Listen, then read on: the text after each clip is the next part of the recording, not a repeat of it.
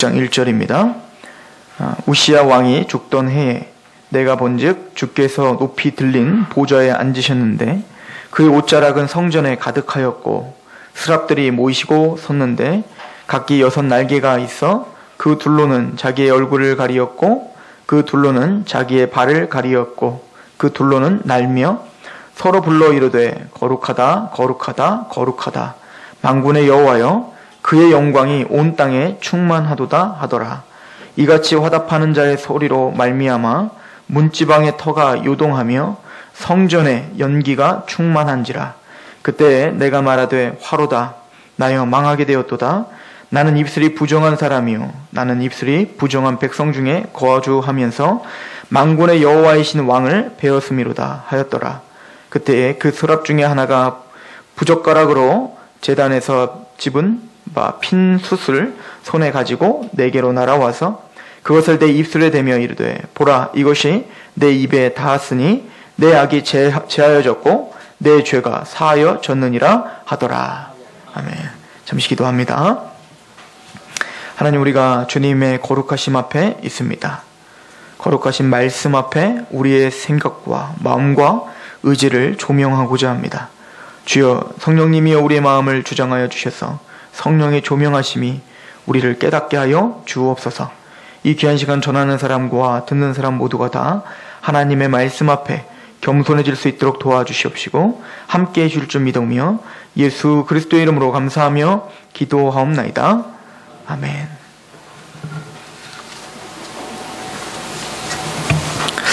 오늘 설교 제목은 거룩하다, 거룩하다, 거룩하다로 정했습니다. 즉 하나님의 속성이 있죠. 하나님의 속성이라는 것은 하나님은 이런 분이십니다. 사랑하시고 친실하시며 공의롭고 거룩하시며 이 모든 것들이 하나님의 속성 또 성품이 됩니다. 그 중에 가장 하나님을 대표로 하는, 하나님 하면 가장 최고로 우선시해야 될 속성이 있는데 그것은 바로 거룩입니다.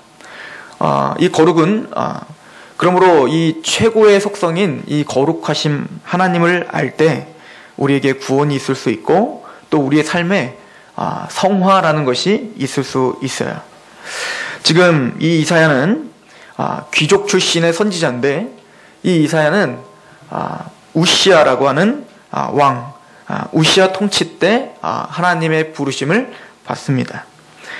우시야는 선왕이었어요. 그래도 유대 땅에 그나마 다윗만큼은 못하지만 그래도 하나님의 말씀 앞에 순복하려고 했던 선왕 중에 하나였죠. 그래서 역대하 26장 4절에는 이렇게 우시야에 대해 기록해 있어요. 우시야가 그의 아버지 아마시아의 모든 행위대로 여호와 보시기에 정직하게 행하여. 그래서 우시야는 몇 안 돼요. 선왕 중에 몇 안 되는데 그 중에 한 사람이었습니다. 그러나 이 우시야는 말년이 별로 좋지 않았어요. 항상 이 왕들이 처음엔 잘 나가다가 처음에는 잘하다가 끝에 꼭 하나님 앞에 범죄로 끝나요. 히스기야 같은 경우도 하나님 앞에 종교개혁을 일으키고 참 잘 나가다가 끝까지 그 믿음을 지키지 못하고 어떻게 했죠? 나중에는 병을 낫고자 해서 병이 났는데 그 병 난 게 저주가 됐죠. 그래서 어떻게 됐습니까? 나중에는 타락을 하게 됩니다. 그런데 이 우시야는 처음엔 잘 나가다가 이제 강성해졌어요. 나라가 강성해지고 부가 생기고 그리고는 권력이 생기니까 교만해진 겁니다. 그래서 이 우시야는 제사장에게만, 아론의 지파인 제사장들에게만 허락된 그 제사를 자기가 직접 드리겠다고 그 성소에 들어가서 성소를 더럽히게 된 겁니다. 그래서 역대하 26장 16절부터 그 역사를 이렇게 기록합니다. 그가 강성하여짐에 그의 마음이 교만하여 악을 행하여 그의 하나님 여호와께 범죄하되 곧 여호와의 성전에 들어가서 향단에 분향하려 한지라. 그래서 제사장 아사랴가 이러면 안 됩니다. 성소에 나가소서 라고 왕에게 이야기를 합니다. 그럴 때 이 우시야는 19절에 이렇게 써 있어요. 우시야가 손으로 향로를 잡고 분향하려 하다가 화를 내니, 자기에게 하지 말라고 하니 그게 화가 나가지고 제사장에게 화를 냈어요. 그럴 때 이마에 나병이 생긴지라. 그리고는 평생 나환자로 말년을 보내게 됩니다. 그리고는 오늘 본문에 이사야서 6장 1절에 우시야 왕이 죽던 해에, 즉 그렇게 우시야가 잘 나가다가 하나님 앞에 범죄함으로 죽던 그날, 죽던 그 해에 이사야는 성전에 들어갔습니다. 이사야는 귀족이었기 때문에 이 우시야 왕의 그 장례를 직접 아마 참여하러 왔던 것 같습니다. 그리고는 예루살렘 성전에 들어가 봤어요. 즉, 그 우시야 왕은 죽었습니다. 이제는 세상의 왕은 죽었지요. 그런데 그 성전에서 진짜 왕을 만나는 경험을 하는 거예요. 그게 누굽니까? 하나님을 만나는 거죠. 진짜 왕은, 유대의 진짜 통치자는 바로 이 우시야가 아닌 거죠. 아무리 그가 선왕이었고 아무리 그에게 어떠한 큰 부와 권력이 있더라도 지금 유대의 진짜 왕은 바로 하나님이라는 겁니다. 그 하나님을 그 이사야는 만나는 것을 6장 1절에 이렇게 기록을 합니다. 이사야서 우시야 왕이 죽던 해에 내가 본즉 주께서 높이 들린 보좌에 앉으셨는데 그의 옷자락은 성전에 가득하고, 그 하나님의 그 거룩하심과 그 영광스러우심이 그 성전에 가득 메우고 있는 것을 이사야는 보게 됩니다. 그리고는 그 광경을 보니까 스랍들, 천사들이죠. 이 천사들이 그 하나님을 찬양하는데 이렇게 찬양합니다. 2절, 스랍들이 모시고 섰는데 각기 6날개가 있어 그 둘로는 자기의 얼굴을 가리었고 그 둘로는 자기의 발을 가리었고 그 둘로는 날며 서로 불러 이르되 거룩하다 거룩하다 거룩하다 만군의 여호와여 그의 영광이 온 땅에 충만하도다 하더라. 이 천사들이 하나님을 찬양할 때 뭐라고 부른다고요? 거룩하다 거룩하다 거룩하다. 하나님의 제1성품은 사랑이 아니십니다. 자비가 아니에요. 긍휼이 아니에요. 공의로움이 아니라 거룩이십니다. 하나님은 거룩하심이에요. 이 거룩한 하나님의 이름을 유대인들은 여호와, 우리는 이렇게 쉽게 부르고 있죠. 야훼라 부르든 여호와라 부르든, 아무튼 여호와라는 이름을 우리는 쉽게 이야기하고 있지만 유대인들은 지금까지도 여호와라고 하는 이름을 부르지 않아요. 그래서 혹시 시편 110편에 보시면 여호와 우리 주여, 우리 찬양도 하잖아요. 그곳을 보면 영어 성경을 한번 보세요. 어떤 영어 번역이든 이렇게 번역이 됐어요. Lord, our Lord 이렇게 써 있다고요. 여호와라는 말이 없고 Lord, our Lord 이렇게 써 있다고요. 왜 그러면 영어 번역을 그렇게 썼냐면 앞에 Lord는 대문자로 다 썼어요. L-O-R-D 이걸 다 대문자로 썼고, 뒤에 있는 Lord는 앞에만 대문자로 쓰고 나머지는 소문자로 썼다고요. 왜 그렇게 했을까요? 우리는 근데 왜 그걸 여호와 우리 주여라고 읽을까요? 히브리어 원문에 여호와라고 써 있어요. 그리고 뒤에는 아도나이라고 써 있어요. 그런데 유대인들의 전통상 그 여호와라고 하는 이름을 부르지 않아요. 이해가십니까? 아도나이라고 부르기 때문에 로드라고 한 겁니다. 즉 이 얘기는 유대인들은 지금도 하나님의 이름이 너무 거룩해서 감히 입으로 부를 수도 없는 칭호예요. 근데 우리는 너무 쉽게 부르죠. 그죠? 부른다는 게 잘못은 아니에요. 그러나 우리가 부르고 있는 여호와라고 하는 분이 얼마나 거룩하시며 얼마나 영광스러우신지를 알고 불러야 돼요. 교회관 가운데 우리는 여호와라고 불러야 된다고 성경 우리에게 가르쳐주고 있는 겁니다. 똑같은 하나님을 믿고 있는 유대인들은 지금도 여호와라는 이름을 부르잖아요. 성경을 보다가 여호와라는 단어, 그 자음이 4개가 있는데 그 자음 4개만 보면 바로 목욕을 하고 와서 그 성경을 기록하고 또 그 여호와를 경외함으로 이름을 차마 못 부르고 로드, 아도나이, 나의 주님, 나의 주권자라고 부른단 말입니다. 저와 여러분들 안에 이 여호와의 이름이 얼마나 거룩하게 느껴지시는지, 이 여호와라고 하는 이름이 얼마나 영광스럽게 우리 입에서 불려지고 있는지를 점검하는 시간이 되시길 소망합니다. 성경은 특별히 중요한 이야기를 할 때 반복적으로 이야기하는 버릇이 있어요. 예를 들어 예수님이 뭔가 중요한 메시지를 전파할 때 뭐라고 하죠? 내가 진실로 진실로라고 말하죠. 그러면 아멘 아멘 이런 뜻이에요. 아멘 아멘.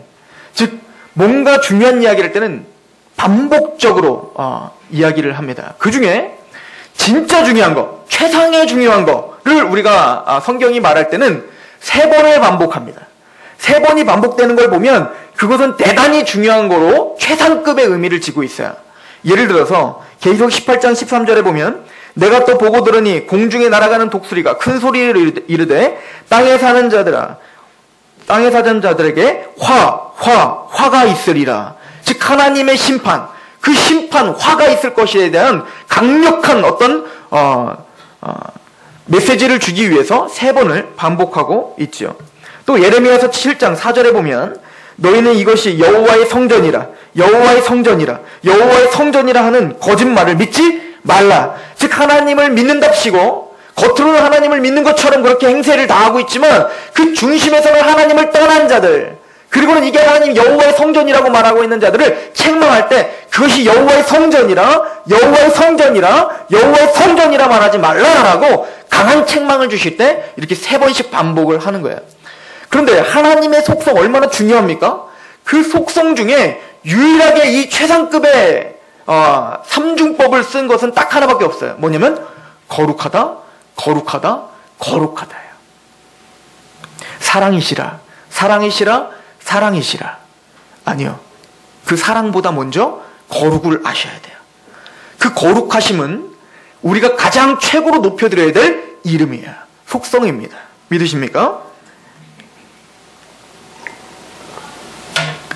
이 거룩하신 하나님의 거룩하심은 우리는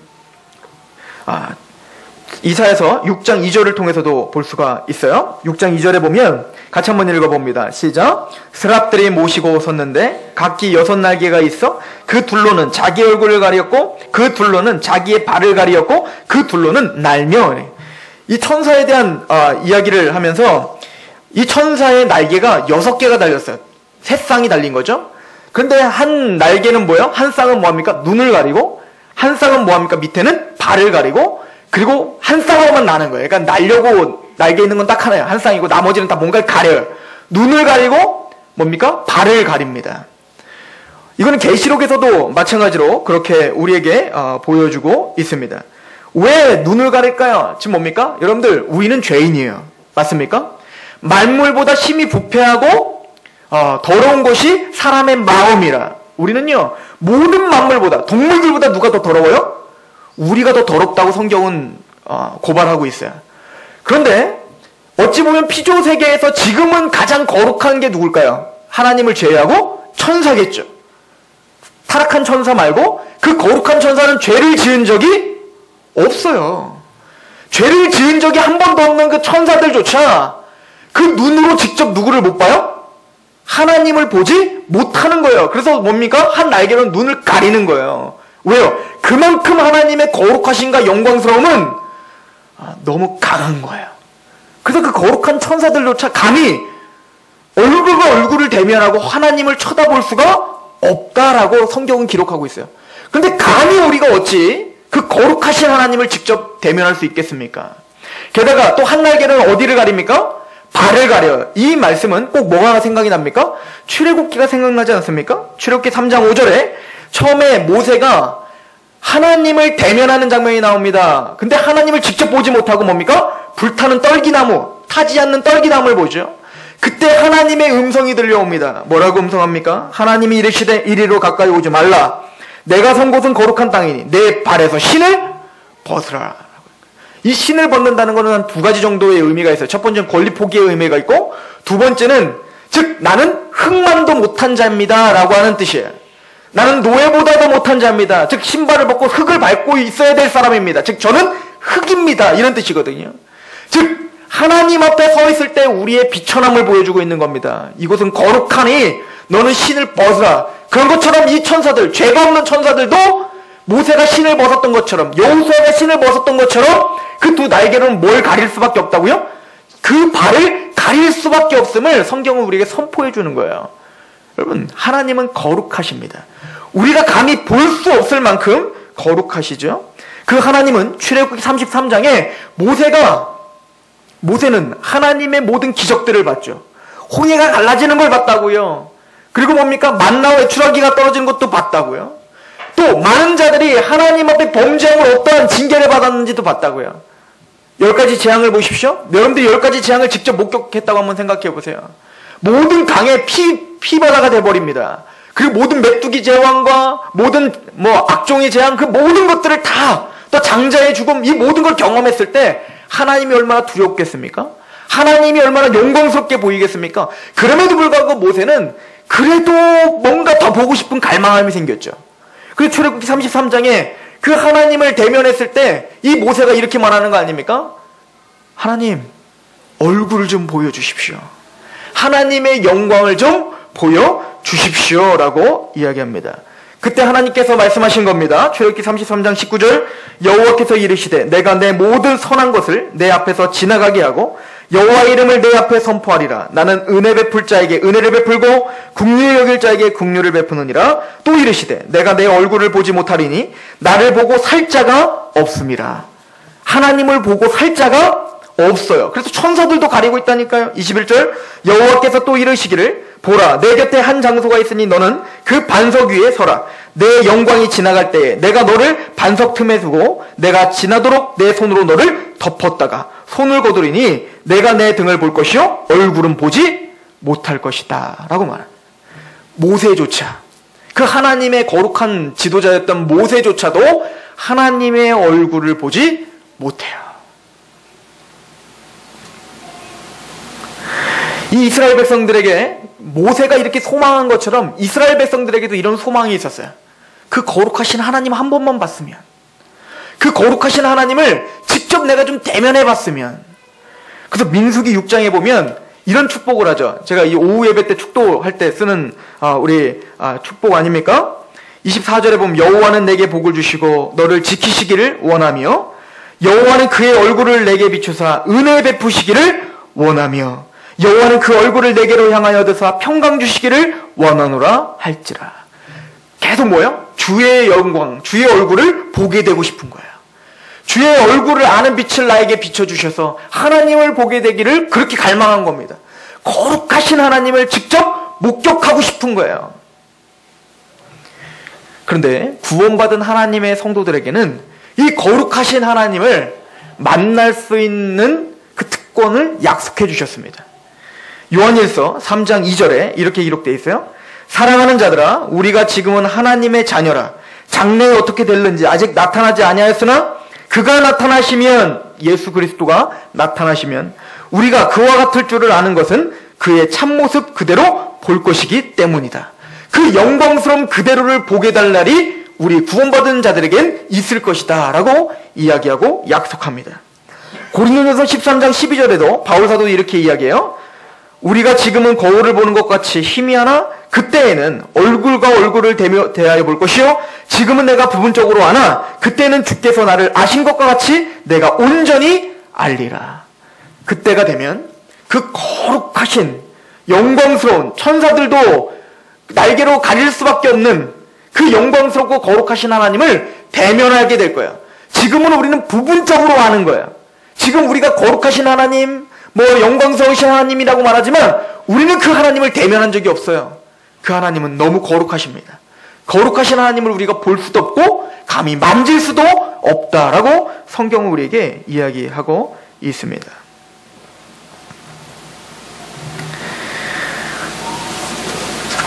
그런데 그 거룩하신 하나님을 오늘 이사야가 만난 거예요. 그 거룩하신 하나님의 영광스러움이 성전에 가득한 겁니다. 그때 이 이사야의 태도가 어땠습니까? 오늘 그 말씀을 보기를 소망합니다. 6장 4절입니다. 같이 한번 읽어볼까요? 6장 4절 시작. 이같이 화답하는 자의 소리로 말미암아 문지방의 터가 유동하며 성전의 연기와 충만한지라. 그때에 내가 말하되 화로다 나여 망하게 되었도다. 나는 입술이 부정한 사람이요 나는 입술이 부정한 백성 중에 거주하면서 만군의 여호와이신 왕을 배웠음이라 하였더라 라고 성경은 이야기합니다. 이사야는 그 거룩하신 하나님을 대면했을 때 제일 먼저 터져 나온 게 뭐라고요? 화로다 나는 망하였도다 라고 하는 겁니다. 마태복음 5장 8절에 마음이 청결한 자는 복이 있나니 그들이 하나님을 볼 것이요 라고 말했는데, 우리가 하나님을 보지 못하는 이유는 눈이 안 좋아서가 아니라 뭐가 안 좋아서요? 마음이 청결하지 못하기 때문에 그래요. 마음이 더럽고 죄가 있어서 그 거룩하신 하나님을 우리는 보지 못하는 것이다 라고 성경은 이야기합니다. 근데 이 이사야는 그 하나님을 맞닥뜨렸을 때 화로다 나는 망하였도다 라고 이야기하고 있습니다. 여기서 화로다 나여 라고 하는 단어는 풀어져서 흐트러지다라고 하는 뜻이에요. 은어는. 즉 여러분들 이제 뭔가 뜨개질을 해갖고 뜨개질을 잘했어요. 근데 올 하나가 풀려갖고 쫙 뜯으면 어떻게 됩니까? 완전히 그냥 다 확 풀어지는 것처럼 이사야의 모든 인격 자체가 이렇게 풀어져 버린 거예요. 지금까지 이사야만큼 거룩한 자가 어디 있습니까? 제사장 뭡니까? 귀족으로서 하나님의 말씀을 그대로 지켜 살렸던 거룩한 하나님의 선지자입니다. 이사야보다 우리가 더 얼마나 더 거룩하겠습니까? 그런데 이사야는 그 거룩한 그 삶을 살았던 이사야조차 하나님 앞에 대면했을 때 어땠어요? 자신의 죄악이 너무 가득하게 보이는 겁니다. 그리고는 모든 것이 망하였도다 라고 말하며 자신의 모든 삶이 다 풀어져 흩어져 버린 것처럼 자기 존재 자체가 없어진 것 같은 두려움에 휩싸여 버린 거예요. 그런데 이 거룩하신 하나님을 만난 사람들의 특징은 바로 다 그런 체험들이 있었어요. 여러분들이 잘 알고 있는 루터, 그 마틴 루터가 종교개혁을 일으켰던 그 힘이 어디서 나타났습니까? 그 거룩하신 하나님을 대면한 겁니다. 그 거룩하신 하나님 앞에 섰을 때 자신의 죄가 너무나 관영한 것을 보게 된 겁니다. 그래서 이대로는 자기가 지옥불에 당장 떨어질 것 같은 두려움 가운데 그렇게 뭐라도 하고자 율법을 지켜서 뭔가를 해서 그래도 하나님 거룩하신 하나님 앞에 어떻게든 가고자 노력하다가 도저히 아무것도 할 수 없는 자신을 발견하게 된 거예요. 이게 뭡니까? 망하게 되었도다요. 아, 내가 뭘 해도 그 베드로 성단을 뭡니까? 그 무릎으로 박박 기어 올라가는 그 고통을 내가 감수하더라도 십자가의 어떤 그 주세시되는 십자가에 뭡니까? 직접 못을 박아서 그 아픔을 체험하는 내가 의롭게 될 줄 알고 그렇게 고통을 체험하지만 아무리 그 어떤 고통을 당할지라도 이 죄를 해결할 수 없구나. 순간순간 떠오르는 이 죄성, 이것이 너무나 하나님 앞에 죄성스러워 하나님 앞에 몸둘 바를 몰랐던 루터였어요. 그 루터가 복음을 발견할 수 있었던 겁니다. 그 루터가 자기가 모든 것을 한번 모든 힘을 다해서 진을 빼서 그 거룩하신 하나님 앞에 그래도 두려움을 없애려고 노력했던 그 루터가 자기의 모든 것으로는 아무것도 할 수 없음을 그때 깨달았을 때 이게 뭐예요? 화로다 망하게 되었도다.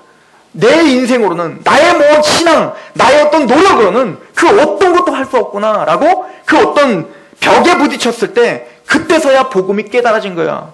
오직 의인은 믿음으로 말미암아 사는구나. 웨슬리도 마찬가지입니다. 존 웨슬리도 끝까지 뭔가 성공해서 뭔가 거룩하게 살고 거룩하게 하고 죽어야 천국에 갈 수 있을지 없을지라고 하는 그 가톨릭과 성공의 그 교리를 그대로 믿고 살았던 웨슬리는 끝까지 뭔가를 하고자 노력하다가 도대체 자기가 할 수 없다는 것을 깨닫게 되죠. 자신이 배를 타고 가는데 모라비안 교도들, 칼빈주의자들이죠. 그 사람들은 막 하나님 앞에 찬양을 드리는 거예요. 이 배가 난파되려고 하는데 그런데 자신은 목회자인 자신은 어떻습니까? 죽음 앞에 두려워하는 자기를 보면서 놀라는 거죠. 충격이죠. 내가 왜 구원에 대한 감격이 없을까? 그래서 선교사로 가면서 그 선교를 하면서 끝까지 뭔가 선교를 하며 자기 목숨을 바치며 그렇게 헌신하면 자기에게 뭔가 빛이 들어올 것 같아서 최선을 다했지만 끝내는 그것으로도 만족함을 얻지 못하고 선교가 실패하고 돌아오는 거 아닙니까? 그때 웨슬리가 느꼈던 그 공허함은 망하였도다예요. 나는 구원받을 수 없구나요. 그 거룩하신 하나님 앞에 우리는 발톱만도 따라갈 수 없구나를 깨달았을 때 그런 나는 망하였도다 화로다 라고 말할 때 그때서야 올더 게스트 거리에서 복음이 들려오기 시작하는 거예요.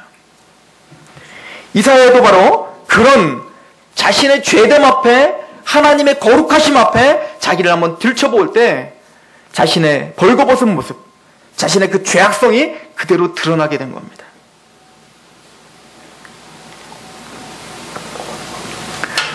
우리에게는 그런 거룩하신 하나님 앞에 나의 죄됨, 나의 그 하나님 앞에 감히 내가 어찌하지 못하는 그 두렵고 떨림, 그런 하나님을 만나신 적이 있으십니까? 다행히 오늘날 우리에게 이사야가 만났던 그 거룩하신 하나님을 직접 그렇게 아주 파격적으로 우리에게 하나님은 다가오지 않으십니다. 감사한 일입니다. 여러분들 거룩하신 하나님 직접 만나고 싶으십니까? 그럼 여러분들은 단순히 우리 인격 자체가 다 풀어해지는 게 아니라 우리 아마 땅속 깊숙이 뭡니까? 완전히 파묻혀버릴 거예요. 우리는 죄가 너무나 관영한 사람들이에요. 죄가 너무나 많은 사람들이에요. 즉 우리는 우리의 죄됨을 알고 하나님의 이름을 부를 때 경외함과 찬양함과 그 영광스러움 앞에 우리가 겸손하게 하나님을 찬양해야 될 줄로 믿습니다. 저와 여러분들이 믿고 있는 여호와는 거룩하신 여호와입니다. 거룩한 천사들도 감히 그 얼굴을 바라보지 못하는 거룩하신 분이심을 우린 믿어야 됩니다. 마태복음 15장 11절은 이렇게 말을 하죠. 입으로 들어가는 것이 사람을 더럽게 하는 것이 아니라 입에서 나오는 그것이 사람을 더럽게 한다라고 이야기를 합니다. 즉 우리의 마음에 있는 모든 것들이 다 더럽다고 성경은 이야기하고 있습니다.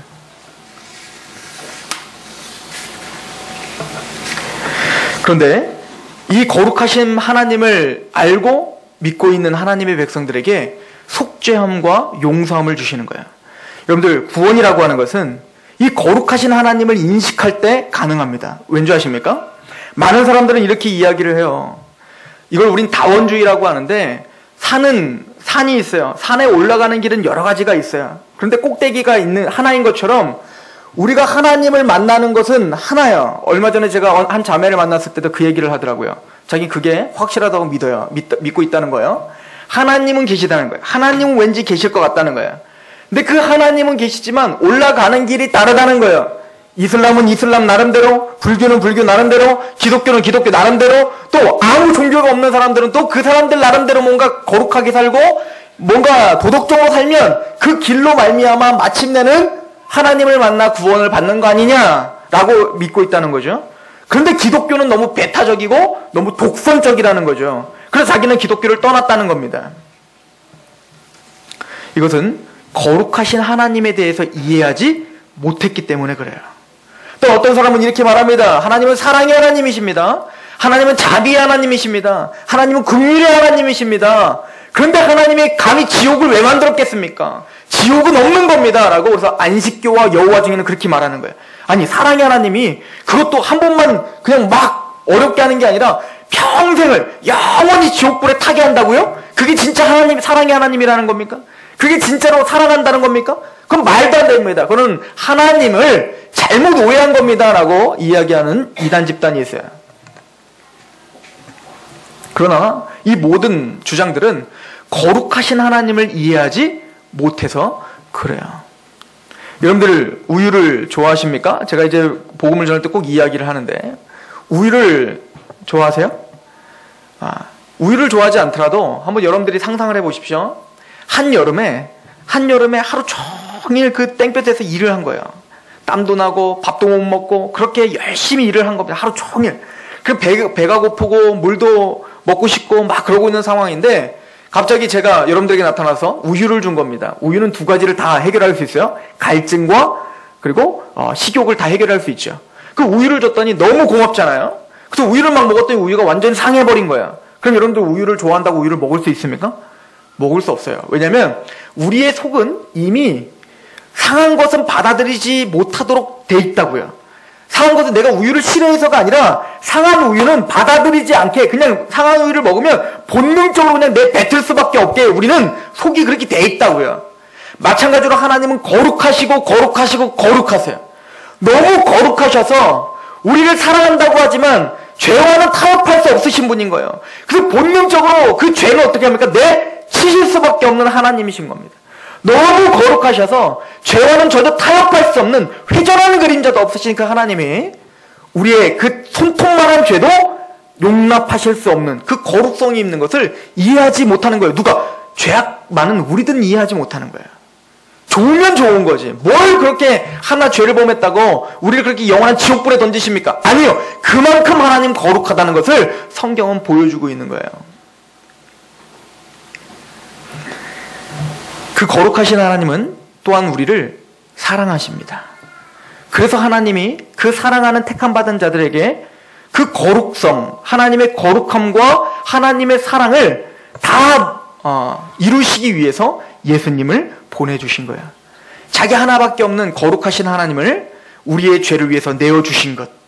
그래서 거룩하신 하나님만이 이룰 수 있는 그 십자가의 사랑과 그 복음, 그 부활, 그것에 참여케 하신 것. 즉 뭡니까? 그 거룩하신 하나님은 죄와 타협할 수 없죠. 공의롭기 때문에. 그래서 반드시 그 죄는 어떻게 합니까? 진노하시고 그 죄는 심판이 있어야 되는 거예요. 이게 거룩하신 하나님의 속성에 맞는 거예요. 그렇다고 해서 죄인들을 그냥 용서해 줄게라고 할 수 없어요. 반드시 심판을 해야 되는데 그 심판의 진노를 누구에게 퍼부었다는 거예요? 자기 아들에게 다 퍼부으시고 우리를 용서해 주셨다는 거예요.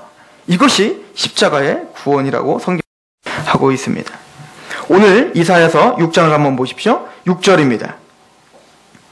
그때 그 수랍 중에 하나가 부젓가락으로 제단에서 집은 바 핀 숯을 손을 가지고 내게로 날아와서 그것을 내 입술에 대며 이르되 보라 이것이 내 입에 닿았으니 내 악이 제하여졌고 내 죄가 사하여졌느니라 하더라.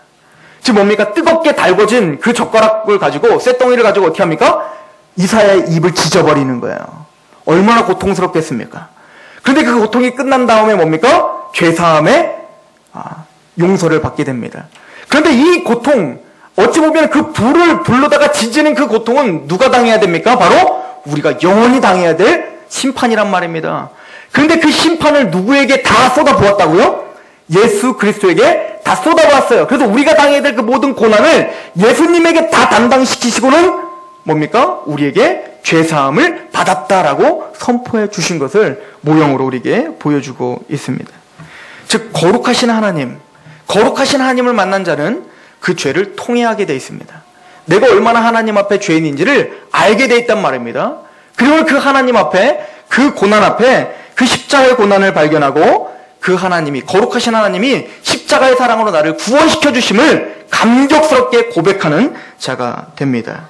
그리고는 그 거룩하신 하나님을 만난 자는 죄사함을 받을 뿐만 아니라 우리 6장 8절입니다. 같이 한번 읽어볼까요? 시작. 내가 또 주의 목소리를 들으니 주께서 이르시되 내가 누구를 보내며 누가 우리를 위하여 갈꼬 하시니 그때 내가 이르되 내가 여기 있나이다 나를 보내소서 하였더니 하나님의 부르심에 전심을 다하여 반응하는 자가 됩니다. 왜죠? 거룩하신 여호와라는 이름이 뭔지 알기 때문에 그래요. 우리의 왕이시고 가장 거룩하신 하나님이 우리 죄를 사하여 주셨다는 거예요. 그리고는 이 이사야에게 지나가면서 이야기합니다. 누가 나의 선지자가 될 것인가? 누가 이 타락해서 죽어가는 이 백성에게 내 메시지를 누가 전할 것인가? 라고 하는 그 신음을 누가 듣는 거예요? 이사야가 들어요. 주여 내가 여기 있사오니 나를 보내시옵소서 라고 말을 하죠. 이 얘기는 뭡니까? 그 거룩하신 하나님의 이름을 알고 있는 자의 태도인 거예요. 하나님 내가 여기 있습니다. 내가 죄인이었던 내가 하나님의 은혜로 구원받았던 내가 여기 서 있습니다. 저를 보내주십시오. 하나님의 일 가운데 나의 목숨과 나의 모든 열정을 바치겠습니다. 라는 고백이죠. 이게 로마서 12장이 하는 말 아닙니까? 너의 몸을 거룩한 산제물로 드리라. 즉 거룩하신 하나님, 내가 얼마나 큰 죄인인 걸 깨닫는 그 죄인은 로마서 1장부터 3장까지 그 거룩하신 하나님 앞에 자신의 죄를 깨닫는 거 아닙니까? 그리고는 3장 후반전부터 그 거룩하신 하나님이 이런 죄인을 어떻게 구원해 주셨는지 하나님이 화목제물 되셔서 우리의 죄를 사하여 주셨다는 그 하나님의 그 용서함과 그 사랑을 깨닫는 거 아닙니까? 그런 그 사랑을 깨달은 하나님의 백성이 바로 고백하는 것이 나는 하나님의 거룩한 산제물이오니 내가 주님을 위해 무엇합니까? 이것이 우리가 구원론을 배울 때 바로 천국의 일꾼에 대한 핵심입니다. 처음 부름받은 그 일꾼은 뭡니까? 나는 아침부터 일했습니다. 나는 이런 기술이 있습니다. 나는 이래서 이렇게 하나님 앞에 이렇게 행했는데 왜 나에게는 한 달란트밖에 주지 않습니까? 라고 따져 묻는 그 첫 번째. 그 사람은 나중된다라고 했고 마지막 온 사람 한 30분밖에 일을 하지 않았는데 동일하게 한 달란트를 받아서 감격스럽게 있는 거죠. 내가 부름받을 수도 없는 죄인인데 내가 감히 하나님 앞에 부름받을 수도 없는 죄인인데 그리고 여호와 불못에 던져질 수밖에 없는 죄인인데 하나님이 심판을 대신 받으심으로 그 거룩하신 하나님 앞에 내가 이렇게 서 있을 수 있게 되었습니다. 내가 무엇한들 하나님 앞에 감사하지 않겠습니까? 여러분들은 첫 번째 온 일꾼입니까? 아니면 마지막 온 일꾼입니까? 여러분들은 그 거룩하신 여호와라는 이름을 부르시고 계십니까? 그 하나님은 이사야 때나 지금이나 동일하신 거룩하신 분이십니다. 그 거룩하신 분이 오늘 우리를 부르시는 거야. 누가 나의 복음을 전하겠느냐? 누가 이 교회를 세우겠느냐? 누가 이 교회 앞에 거룩하게 하나님 앞에 예배를 드리겠느냐? 예, 주님, 제가 여기 있습니다. 주 하나님 앞에 제가 저의 모든 지정의를 드리겠습니다. 그렇게 이사야처럼 거룩하신 하나님 앞에 무릎 꿇는 저와 여러분 되기를 소망합니다. 기도하겠습니다.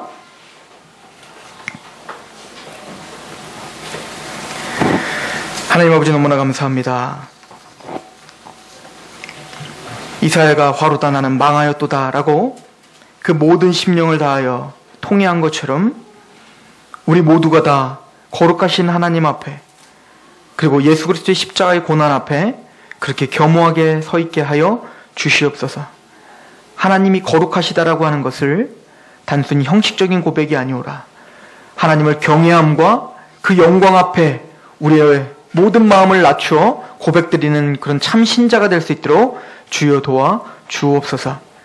하나님을 내가 주인 것 마냥 부리고 하나님을 이용하는 것이 아니라 그 하나님 앞에 마음이 녹아져 당신은 나의 주권자라고, 당신은 나의 영광이라고, 당신은 나의 모든 것이라고 고백하는 그런 거룩한 성도들로 우리를 붙잡아 주옵소서.